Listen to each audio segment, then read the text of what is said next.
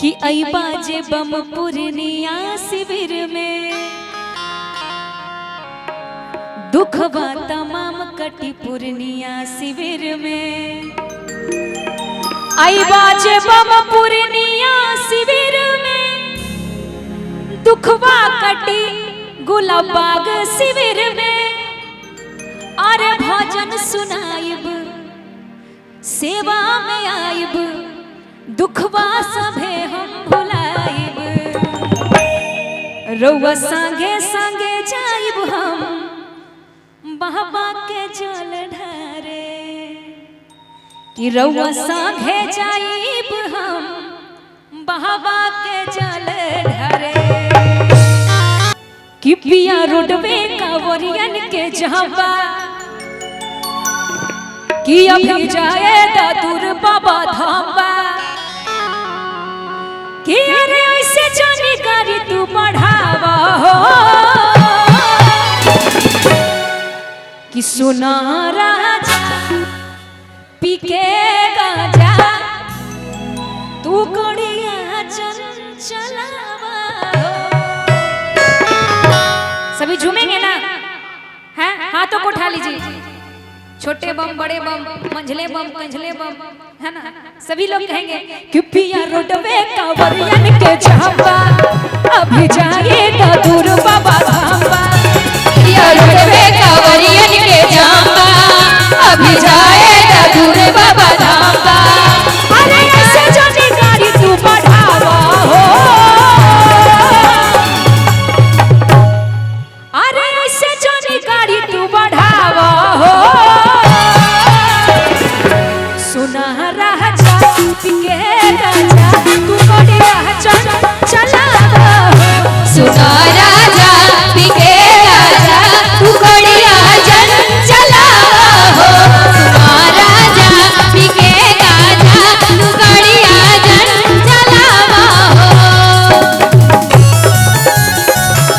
सभी लोग ताली बजाइए।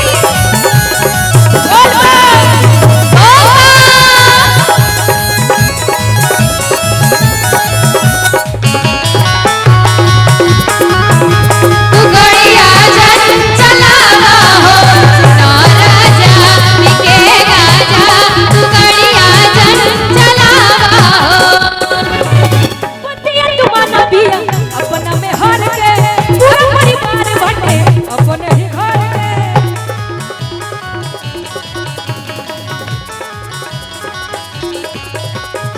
पतिया तुमाना पिया अपना में हर के पूरा परिवार बटे अपने ही घर के। अरे ऐसे जानी हैंडल चमकावा हो। अरे ऐसे जानी हैंडल चमकावा हो। लेकिन नेहा जी आपको नहीं लगता है कि यहाँ कंजूसी ज्यादा हो रही है? थोड़ा थके हैं कोई बात नहीं लेकिन पावर दिखेगा। थोड़ा हाथों को उठाइए जितने लोग बाबा के ड्राइवर हैं। कहते हैं कि एक हाथ उठाने से अर्पण होता है, एक हाथ उठाने से अर्पण होता है और दोनों हाथ को उठाने से समर्पण होता है। बोले सच्चे दरबार की जय। और कहेंगे अरे ऐसे जानी हैंडल चमकावा हो। सुना राजा पिके राजा तू गड़िया चलावा हो। सुना राजा पिके राजा तू गड़िया चलावा हो।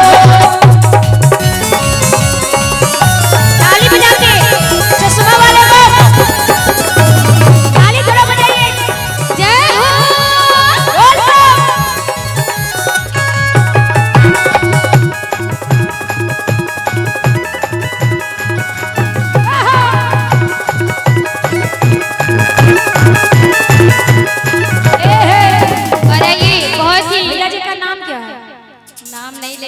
नाम नहीं, नाम बताइए हमको। गुलाब। अच्छा आपका नाम नहीं है? नाम नहीं बताना है। हम नाम जान के रहेंगे भैया, नहीं तो चश्मा वाले बम नाम रखेंगे। चिंटू भैया, चिंटू भैया के लिए एक बार जोरदार ताली होना चाहिए। हम तमाम कलाकार को 500 रुपए से आशीर्वाद दिए हैं, बहुत बहुत धन्यवाद। मच्छर मारे हैं कि ताली बजाए हैं? एक बार जोरदार ताली बजा दीजिए, बोलिए सच्चे दरबार की। क्या बात है। पीछे से चाय की आवाज आ रही है, इधर से आगे वाले भैया चाय देने के लिए जा रहे हैं आपको और कहेंगे अरे सोनू संजय दे ले हुई है जाके चल घारी ना समय बारा का है अरे आंखें सारी।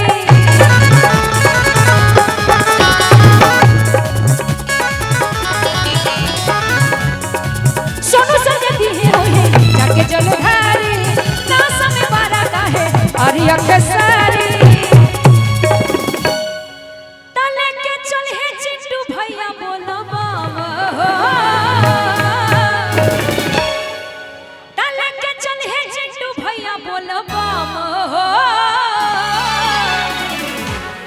उज्जवल भैया, सौरभ भैया सभी के साथ में जाएंगे। गौरव भैया सुना राजा पिंगे राजा तू गड़े